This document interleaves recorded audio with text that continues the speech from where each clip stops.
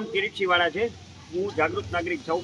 કોર્પોરેશનને લગતી કોઈ પણ ફરિયાદ હોય મારા ધ્યાન ઉપર આવે એટલે હું તરત ઓનલાઈન ફરિયાદ કરી અને અધિકારીઓના ધ્યાન ઉપર વાત મૂકતો હોઉં છું।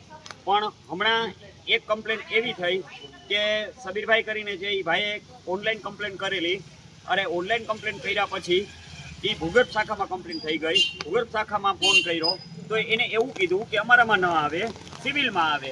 એટલે સિવિલમાં મેં દીક્ષિતભાઈ કરીને છે એન્જિનિયર, એને મેં ફોન કર્યો। એને એવું કીધું કે તમે વોટ્સઅપમાં મોકલી દો।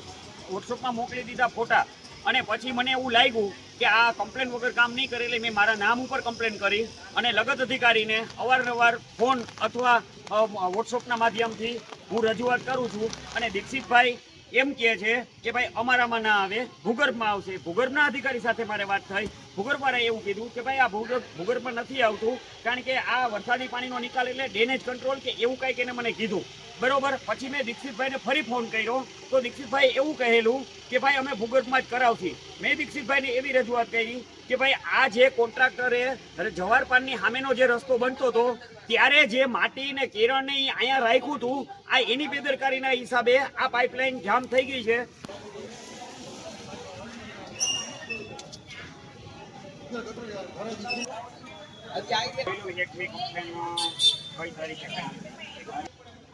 આ ભૂલ રોડનો કોન્ટ્રાક્ટરની છે, કારણ કે જવાહર પાનની સામેની ગલીમાં જે રોડ બનતો હતો ત્યારે એ લોકોએ રેતી, કપચી, સિમેન્ટ ને એ બધું અહીંયા રાખેલું અને અમુક જે જારીવાળા મેનહોલ છે એમાં એને કોથળી રાખી દીધી અને અમુક મેનહોલમાં કોથળી નથી રાખી, જેથી કરીને એ જારીવાળા મેનહોલમાંથી આખા પાઇપ એ કપચી, માટી ને એ બધું હાલની તકમાં ભરેલી છે। દીક્ષિતભાઈને આ બાબતની રજૂઆત કરેલી તો દીક્ષિતભાઈ એવું કહે છે કે ભાઈ ત્યારે અમે નહોતા। પછી મેં દીક્ષિતભાઈને એવું કીધું કે ભાઈ જવાહર પાન પાસે જે રોડ બનતો હતો ને ત્યારે તમારી ટ્રાન્સફર સિવિલમાં થઈ ગઈ હતી, એટલે તમે કોન્ટ્રાક્ટરને કહો કે ભાઈ તમે ભૂલ કરી છે તો આ તમે જ ટૂંકમાં સુધારી દો અને તમે જ આખું ચોખ્ખું કરી દો। પછી દીક્ષિતભાઈએ મને બહુ સારી રીતના જવાબ ના દીધો। દીક્ષિતભાઈએ કાંઈ કામગીરી ન કરી। પછી સ્ટેન્ડિંગ કમિટીના ચેરમેન નિલેશભાઈ છે એની સાથે મેં ટેલિફોનિક વાતચીત કરેલી અને નિલેશભાઈએ કોન્ફરન્સમાં લઈ અને દીક્ષિતભાઈ સાથે મારી વાત કરાવેલી। નિલેશભાઈએ એને સૂચના આપેલી કે ભાઈ આજની તારીખમાં જ તમે ત્યાં જતા આવો, જે હોય એ મને રિપોર્ટ આપો, બરોબર। નિલેશભાઈને મેં એવું કહેલું કે ભાઈ જે તે વખતે આ પાઇપ નાખવાનો કોન્ટ્રાક્ટ જે કોઈને આપ્યો હોય, કદાચ મારા ધ્યાનમાં હોય તો હું કહું છું, મને એટલી બધી ખબર નથી કે 5 વર્ષના મેન્ટેનન્સ સહિત જે લોકોને આપવાનું થતું હોય એ કોન્ટ્રાક્ટરને આપેલું છે, પણ આ ભૂલ છે ને રોડના કોન્ટ્રાક્ટરે કરાવેલી છે। એટલે રોડના કોન્ટ્રાક્ટરને કહો કે ભાઈ આ તમે સાફ સફાઈ કરાવો અને કોર્પોરેશનના પૈસા બચાવો। બીજું કે જ્યારે જવાહર પાનની સામેની ગલીમાં જે રોડ બનતો હતો ત્યારે એ લોકોએ કેરળને જે કાંઈ સિમેન્ટનું મિક્સિંગ ને કરવાનું હોય ને આ નવા રોડ બનેલા છે એની ઉપર કરેલું છે।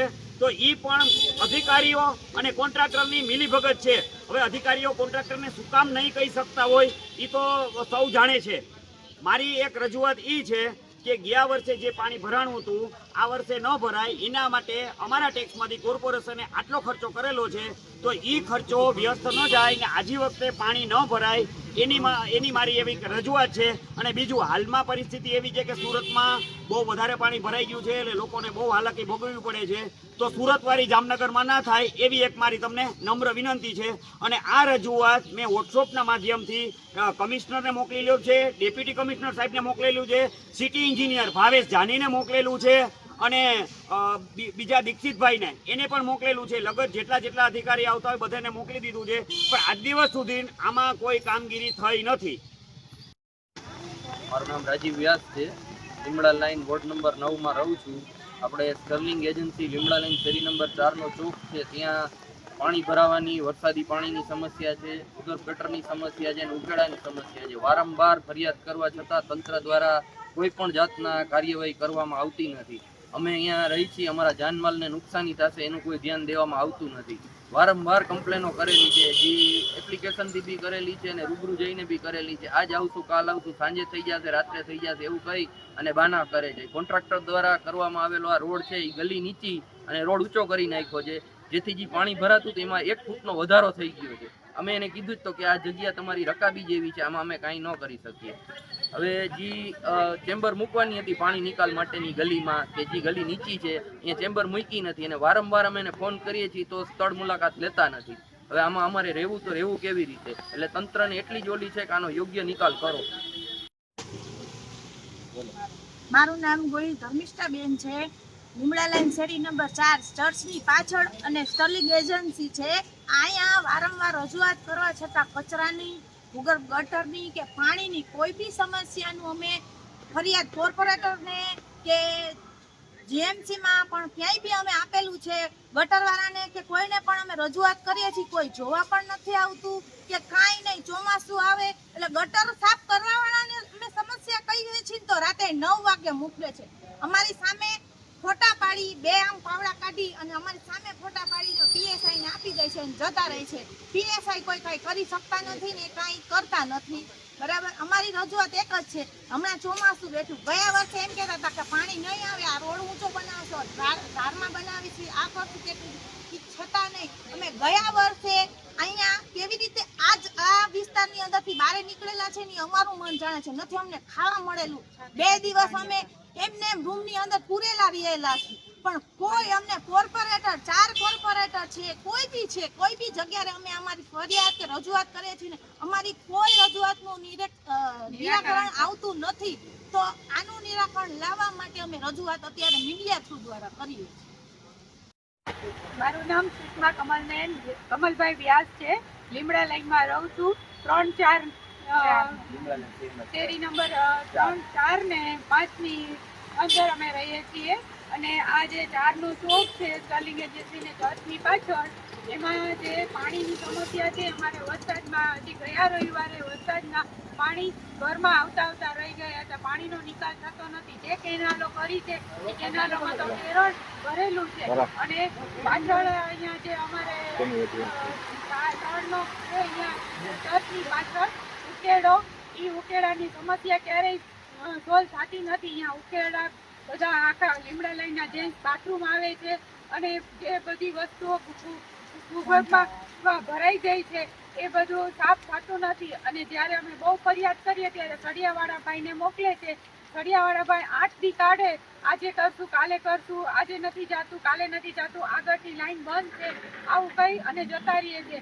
છેલ્લે અમે એમ કહીએ ત્યારે કે ભૂગર્ભ શાખાને ફોન કરો, અને ત્યારે પછી અમે કેટલી રજૂઆત કરીએ ત્યારે 15 દિવસે રેકડીવાળાને બોલાવે અને પછી પાણીનો ગળાવ કે આગળથી બંધ છે. આ સમસ્યા ક્યારે હલ થતી નથી. અમે અહીંયાના કોર્પોરેટર નિલેશભાઈ સિવાય કોઈને જોયા પણ નથી. અને આ સમસ્યા તો ઠીક છે, પણ વાળવાવાળા, કેરળ ઉપાડવાવાળા, કચરા ઉપાડવાવાળા, આ બધાની અમારે ખૂબ જ સમસ્યા છે. એનું કોઈ નિરાકરણ આવતું નથી. અત્યારે જે નિકાલ માટે જે આપણે કુંડીઓ બનાવેલી છે, એ કુંડીઓ અત્યારે ખોલવામાં આવી તો એની અંદર કપચી હતી. તો જેએમસીના કોઈ સફાઈ કામદારો અથવા કોઈ પણ કાઢવા માટે કોઈ વાર ના કોઈ આવેલા સફાઈ કામદારો આવે છે, બાયલા બતાવીને નીકળી જાય છે. આ કામ આ લોકોનું, આ શાખાનું છે, આ શાખાનું છે, આ શાખાનું કામ કરીને નીકળી જાય છે. એક વાર કાઢવા માટે એની સામે તમારે જો દેખાય છે, આ તમારા સામે તો ક્યારે કાઢવામાં ત્યાં કોઈ કાઢવા આવ્યું હોય તો આવું હોય.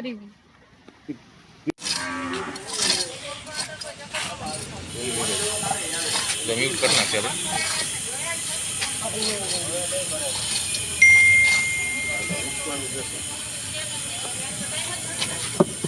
आखा रेती ना आखो रेती ना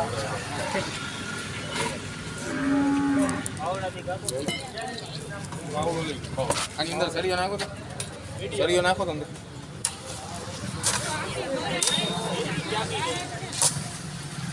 બરાબર. માલ અંદર કાઢવામાં નથી આવ્યો. કેનલ બનાવેલો તો છે, માલ કાઢવામાં આવ્યો નથી. આખે આખો બ્લોક જ છે. બીજો અહીંયા છે ને,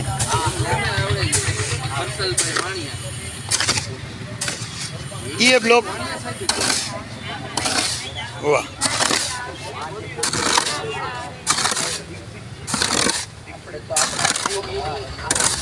ખાલી ઢાંકણા નાખી ને ખાલી બનાવવામાં જ આવ્યા છે ને. વર્ષની વાત કરો છો આ વર્ષે આમાં પાણી ક્યાંથી જાય?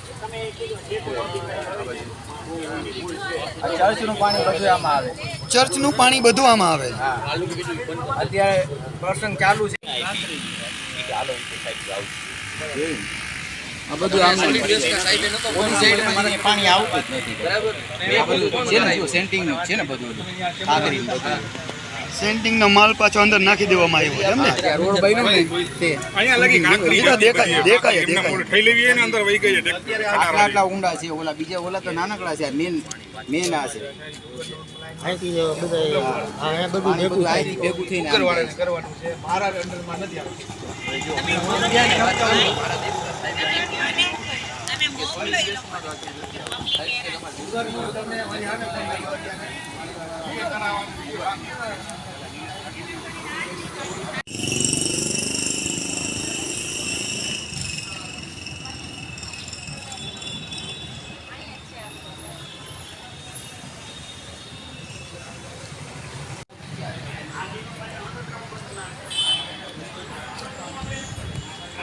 મેન હોલની ઉપર પ્લાસ્ટિક ઢાંકવામાં આવ્યું છે.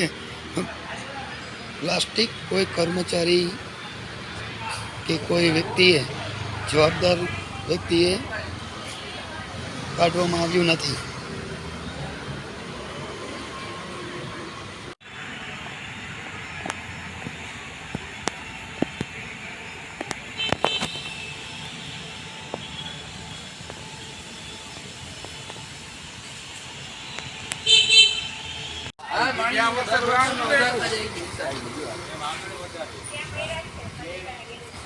આ નિશાન પાણી જે ભરાય છે એનું નિશાન વધારો છો ને તમે?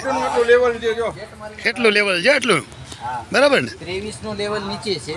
બરાબર 23 નો લેવલ નીચે છે. આ રોડ બની ગયો એના આપણે 24 નો લેવલ એને આધાર આવ્યો છે. બરાબર 25 નો એના આધાર જશે. એક અહીંયા છે, બીજા ક્યાં છે? ઊંચો ભરાઈ ગયું છે. આ ભરાઈ ગયું છે. એક અહીંયા છે. એ ભરાઈ ગયું છે. એક અહીંયા છે એમ ને? અહીંયા છે. એક અહીંયા છે. અહીંયા છે. ફક્ત હટાવો ખાલી.